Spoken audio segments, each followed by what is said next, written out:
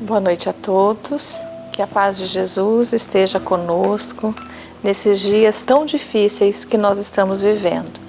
Então hoje nós falaremos sobre a reencarnação e a pluralidade das existências. Está lá no Livro dos Espíritos, na questão 222. Então quem era Nicodemos? Nicodemos era um fariseu com alta influência na cúpula hebraica. Era doutor das leis hebraicas e fazia parte do sinédrio hebreu composto por 71 notáveis da época. Após a crucificação de Jesus, ele e José de Arimateia foram pedir permissão a Pilatos para remover o corpo do sepulcro, que foi concedido. E bem antes da morte de Jesus, Nicodemos foi procurá-lo à noite. E João, o apóstolo, tudo descreve na conversa que está lá no capítulo 3 do seu Evangelho. Então Jesus responde a Nicodemos: em verdade, eu te digo que se um homem não nascer de novo, não poderá ver o reino de Deus. E Nicodemos pergunta: como pode então um homem nascer sendo velho? Pode tornar a entrar no ventre de sua mãe e nascer uma segunda vez? E Jesus lhe responde: em verdade, eu te digo que se um homem não nascer da água e do Espírito, não pode entrar no reino de Deus. O que é nascido da carne é carne, e o que é nascido do Espírito é Espírito. Não te espantes do que eu disse, é preciso que nasçais de novo. Nicodemos procura Jesus, e com ele tem um diálogo muito difícil, mas muito inteligente. E é nessa conversa que nós vamos percebendo que é uma rosa entregue aos nossos corações. Nessa conversa, nós percebemos que o Mestre mostra a sua autoridade muito grande perante a Nicodemos, a sua autoridade moral. E é por isso que ele é nosso guia e modelo da nossa terra. Jesus transmite a Nicodemos os ensinamentos que, se ele permanecer nas palavras do Mestre, se permanecer nas palavras do Evangelho, nós seremos verdadeiramente seus discípulos e conhecedores da verdade do Evangelho, verdade esta que nos liberta de todo mal e de toda ignorância. Só que Nicodemos ainda, que era natural, ele estava totalmente impregnado com os ensinamentos da religião farisaica e que era normal ele duvidar daquilo que Jesus dizia. Então, como que pode um homem nascer de novo? Como que pode um homem continuar a viver a vida mesmo além túmulo? Esses eram os questionamentos que Nicodemos fazia. Então, caros irmãos, o que Nicodemos não entendia era que Jesus falava para o Espírito. E isso demonstra o verdadeiro sentido do nascimento renovador, do nascimento espiritual, sobre as luzes do Evangelho, onde o Cristo mostra claramente, muito claro, que a reencarnação é sem dúvida o mecanismo do progresso espiritual para todos os seres. Ela é o instrumento da manifestação da justiça divina, porque sem ela realmente não é possível a gente conseguir o nosso progresso, e sem ela a gente não consegue ver o reino de Deus. E com ela, com certeza, todos nós alcançaremos a plenitude espiritual. Porém, nós sabemos que esse é o caminho, mas nos dias que vivemos ainda estamos presos aos dogmas, aos cultos, aos falsos ensinamentos, mas principalmente a todas as sensações da matéria. Ainda somos muito enraizados com a materialidade.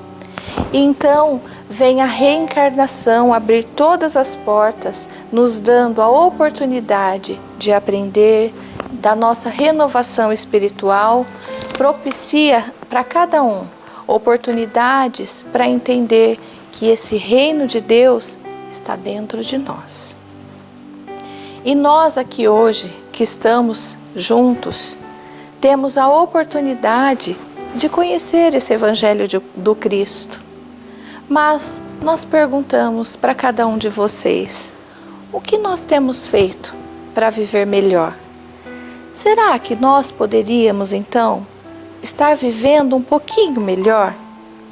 Será que todos os dias nós nos olhamos no espelho de casa e perguntamos para nós mesmos, quem é você?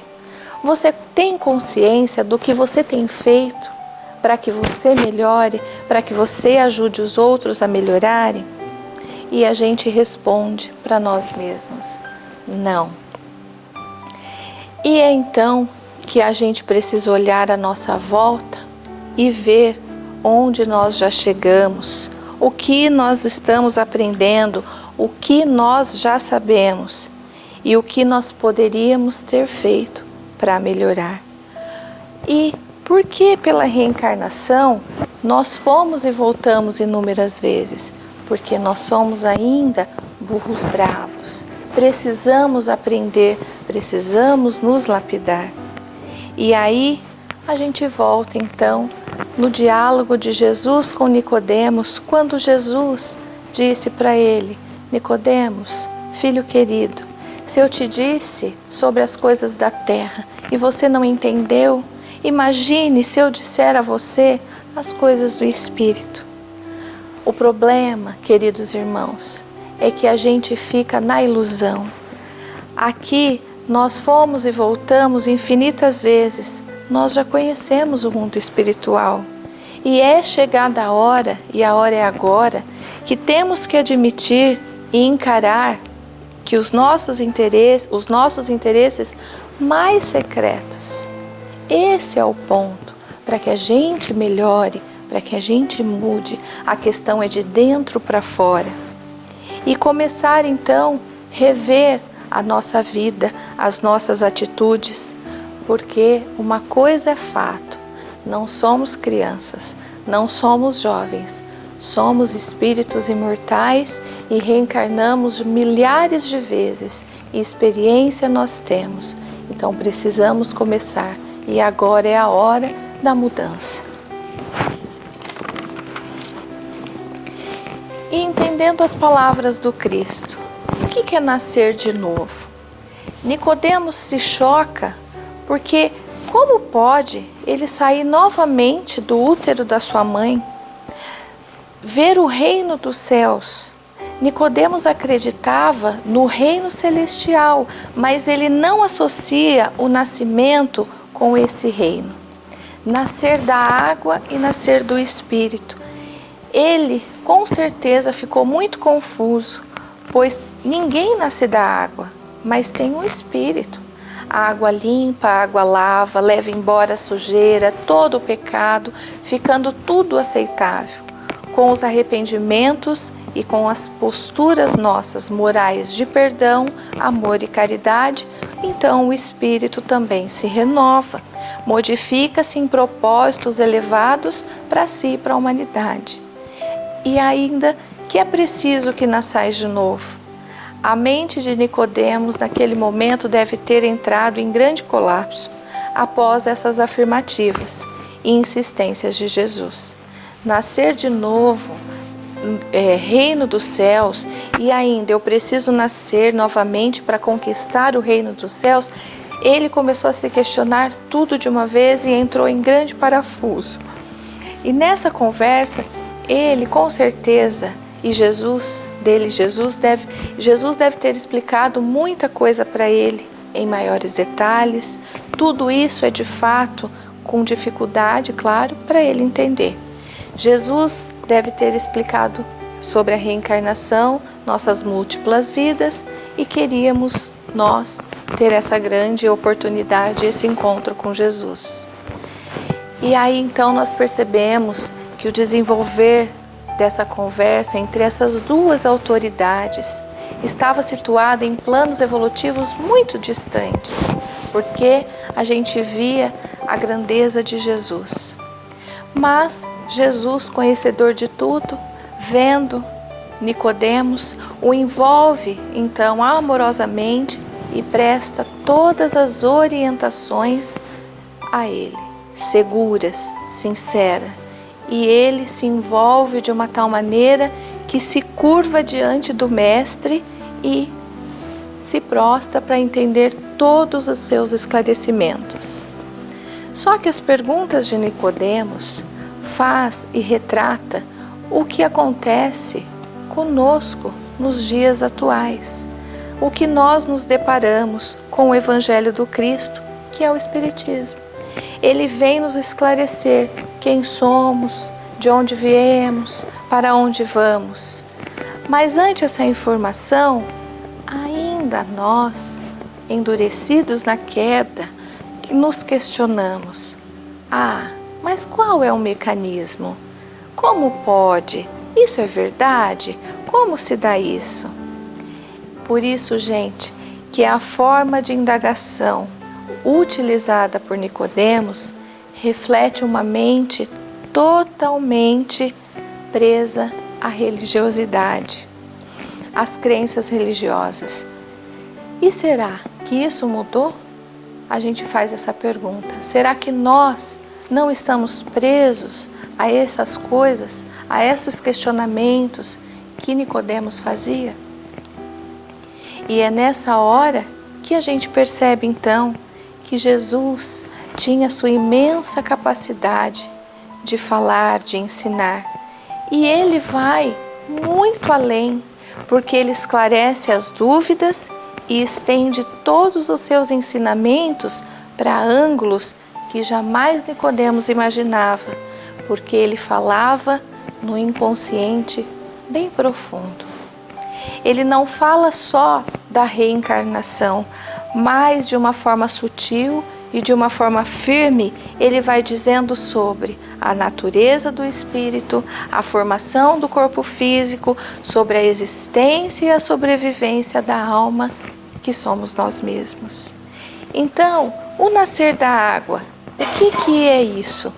Traz a ideia, então, segura do retorno a um novo corpo físico. O que é o nascer do espírito? É a capacidade de se transformar, de se renovar moralmente, o progresso espiritual que cada um de nós precisa fazer. Preciso nascer de novo. Mostra que com a reencarnação vemos a manifestação da justiça e da misericórdia divina e que jamais condena o espírito infrator, aquilo que ele cometeu, ao sofrimento eterno, mas oferece então propostas de aprendizado, seguindo sempre as leis sábias de causa e efeito. Propicia então o refazimento do espírito. Justifica todas as anormalidades e todas as aparentes injustiças que a vida apresenta. Caros irmãos, na verdade, é o reajuste da nossa consciência culpada perante as leis sábias e amorosas que governam aí o universo infinito e que nós não estamos livres dela, nenhum de nós. Então, continuando, qual é a finalidade da reencarnação? Finalidade é conseguir a perfeição de vida vivendo em mundos materiais. O que é reencarnar? Nascemos de novo, sempre num corpo material, e o nosso espírito, que é sempre o mesmo, mais evoluído a cada reencarnação, une-se a esse corpo material. E o que é preciso para ser perfeito? Um espírito, para ser perfeito, ele precisa possuir todas as virtudes e aplicá-las. Precisa conhecer todas as artes, todas as ciências e muitos mundos materiais, do primitivo ao perfeito. Quantas vezes nós reencarnaremos? Deus nos concede as reencarnações até que a gente alcance a sabedoria e a pureza dos espíritos superiores. Nós não sabemos. Só Deus conhece e sabe, né, isso de nós. Reencarnaremos sempre na Terra? A Terra é uma pequena escola, é o universo de Deus e tão logo nós estamos aqui para aprender, porque ela é a melhor casa para a gente estar agora. Reencarnaremos em mundos melhores, com certeza, mais adiantados, sem dúvida, de forma progressiva. Então, a finalidade da encarnação é uma oportunidade que todos nós temos de ter diferentes experiências. Claro, sem a gente lembrar temporariamente das nossas vidas pretéritas. Ajudar alguém que a gente ama é muito fácil e muito simples, mas ajudar aqueles que nós não temos tantas afinidades é muito mais difícil e requer muito amor próximo. Fazer duas pessoas que se odeiam voltarem, que se odiavam em outras vidas, voltarem, nascerem na mesma família, é uma forma realmente de mostrar que todos nós temos algo em comum para superar. O erro passa, mas o amor prevalece sempre. É por isso que dentre as nossas idas e as nossas voltas na matéria, é assim que nós vamos burilando o nosso espírito enquanto for necessário. E eu achei muito interessante estudando e de uma forma muito clara para descrever como que é reencarnar. Então, reencarnar é ter um crédito. É mais ou menos assim. Antes da gente reencarnar, na nossa programação reencarnatória, a gente vê o que nós temos que fazer aqui, então a gente quer fazer tudo. A gente quer fazer na reencarnação uma única, tudo que a gente pode. Tudo ao mesmo tempo. Só que os espíritos que são encarregados da nossa reencarnação diz assim: olha, calma aí, calma, porque a gente está vendo aqui o seu histórico e o negócio tá feio. Vai com calma. Nós vamos colocar um crédito, nós vamos dar para você um crédito no seu cheque especial. E aí a gente para, a gente pensa, porque a gente sabe que não somos bonzinhos e sabemos que precisamos evoluir, então a gente precisa voltar. E para a gente evoluir, nós precisamos reencarnar. E para reencarnar é como a gente entrar num navio e a gente precisa navegar. Só que nós não sabemos quando as nossas provas, as nossas expiações, elas vão chegar. Mas nós sabemos que são necessárias para o nosso crescimento, para o nosso burilamento do nosso espírito. E aí nós chegamos aqui e lá vem uma prova.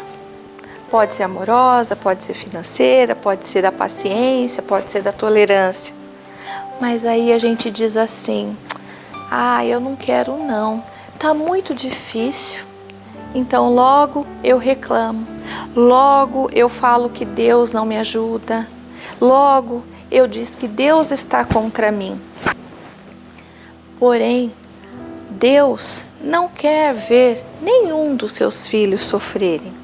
Ele quer que nós possamos entender, possamos usar a sabedoria, porque quando a gente entende, a gente não chora, a gente não sofre. Mas o problema é que quando a gente chega aqui, na nossa consciência, lá no nosso inconsciente, nós sabemos que temos que ir por aqui, pelo lado bom, porque nós temos também o anjo bom que nos ajuda. Só que aí eu digo assim: não, eu não vou por esse lado bom porque é muito difícil. Eu vou por aqui, por esse outro lado que é mais fácil, que é mais penoso, porque esse aqui é muito trabalhoso, eu não quero. Então a gente sofre. Mas por que eu quero então ir por aqui, pelo lado que não é bom? Por que eu quero escolher o pior? Por quê? Porque Deus nos permite o livre-arbítrio, Deus nos dá a vontade e ela é soberana. Então, nós temos autonomia e a gente pode escolher. Só que nós temos o nosso plantio e temos a nossa colheita. E quando nós agimos assim, não muito bem, fazemos por nossa conta própria, porque Deus nunca e jamais nos abandona, porque nós conhecemos os caminhos que Ele mesmo nos ensina e nos deixou, que é o da oração, que é o da fé, que é o da vontade, que é o da melhora, de querer sempre estar se melhorando, se lapidando. Mas eu pergunto, será mesmo que nós seguimos esses ensinamentos? Olha quantas coisas o Cristo nos diz. Nós seguimos.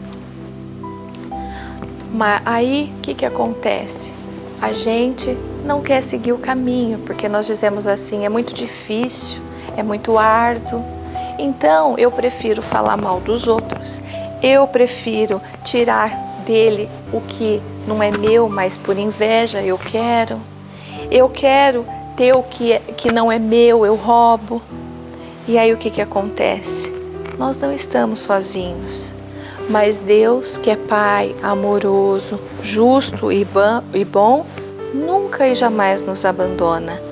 Pelo contrário, Ele se aproxima de nós nessa hora, porque Ele sabe que nós agora estamos diante de nós mesmos, da nossa consciência culpada. Então, irmãos, vamos buscar pensar nisso, que é uma coisa muito séria. E se a provação nos bate na porta, nos busca, a gente não pode desanimar, a gente precisa seguir em frente. Ou ela nos ensina alguma coisa, ou ela nos purifica de algo. E aí a gente se pergunta, por que eu sofro? Olha quanta coisa nós fazemos. E na verdade, a gente olhando a nossa vida, lá está nossas maiores expiações, a nossa prova, nossa maior ajuda, porque é ela que é o espelho, sempre será o nosso espelho, que revela nós mesmos. Revela as nossas tendências, que ainda não foram corrigidas, por isso que estamos aqui. Mas aí nós dizemos assim, eu sou boa pessoa, eu não faço mal para ninguém, eu sigo o que é certo. Tudo bem, ótimo, só que o que você tem dentro de você? Você tem mágoa? Você perdoou? Você tem melindres? Você ainda é uma pessoa que tem vício? Você ainda é uma pessoa que é ansioso? Então, essa mudança é de dentro para fora. Por isso que precisamos buscar essa lapidação. É isso que Jesus diz. É isso que Jesus quer, porque Ele fala para o nosso espírito, não para a nossa matéria. É por isso que reencarnar é uma grande responsabilidade. E não está fácil reencarnar, né? A gente precisa ter a responsabilidade de estar aqui, procurar sempre se melhorar. E na nossa luta, né, conosco mesmo, sempre olhando para dentro de nós, nas nossas imperfeições. E, acima de tudo, confiar em Deus, porque Ele sempre nos dará um norte, Ele sempre será a nossa bússola. Reencarnaremos sempre, até a gente ser um espírito puro. Mas enquanto isso, estaremos reencarnando em mundos mais evoluídos, conforme a nossa luta aqui, a nossa melhora, a nossa subida de degraus, a nossa escala. E assim, um dia, nós não teremos tantas dores, nem tantos sofrimentos, até chegarmos à perfeição. E o próximo slide. Por que nós esquecemos então das vidas passadas quando nós reencarnamos? Quando estamos na Terra, nada conheceremos de nossas vidas passadas, para não interferir, não atrapalhar o nosso progresso, seja sendo bom ou seja mal. No retorno, após a nossa passagem, a nossa morte, tudo veremos desta vida e parte conveniente de outras passadas. E por que então que é necessário ter uma vida diferente em cada encarnação? Para que o nosso espírito tudo aprenda. Numa vida somos malvados? noutra sofreremos malvadezas, que praticamos, buscando o arrependimento, o nascimento, do perdão e do amor. Numa vida, nós seremos ricos, e se não usamos bem a riqueza, o que nos acontece?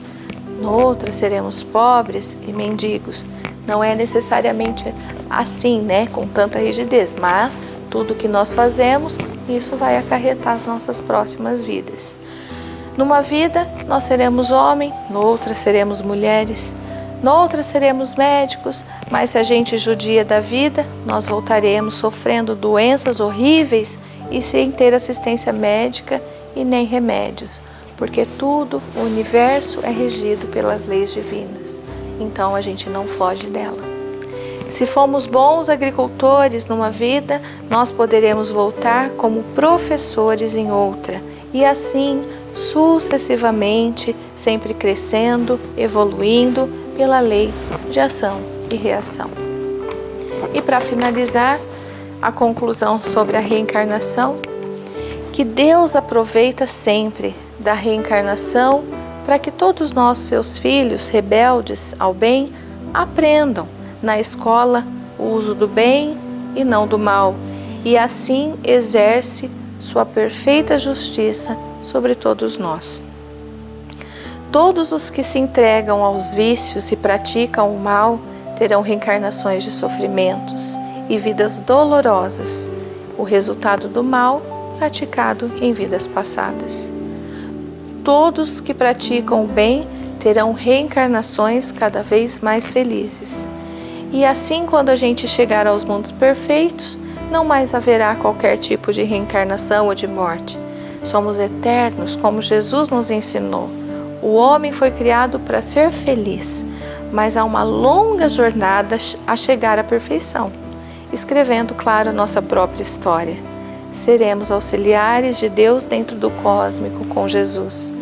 Então, caros irmãos, a reencarnação, sim, é a possibilidade de nós livrarmos das nossas infinitas imperfeições que nós ainda carregamos.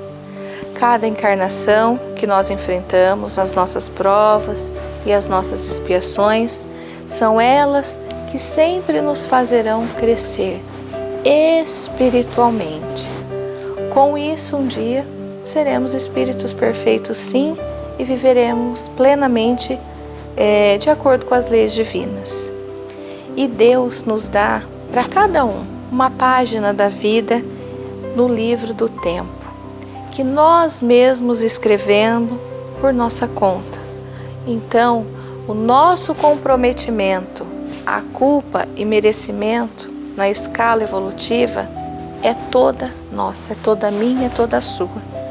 Por isso, precisamos saber agradecer toda a nossa dificuldade que a gente enfrenta diariamente na nossa vida, porque são elas, sempre serão elas, que nos fazem sair do lugar.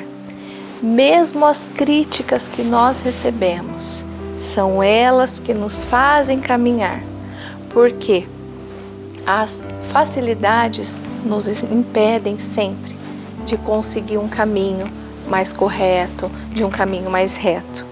Por isso, tenhamos ânimo, fé, coragem sempre para enfrentar as nossas expiações e provas, para que, com isso, todos nós possamos ter méritos e méritos das nossas conquistas.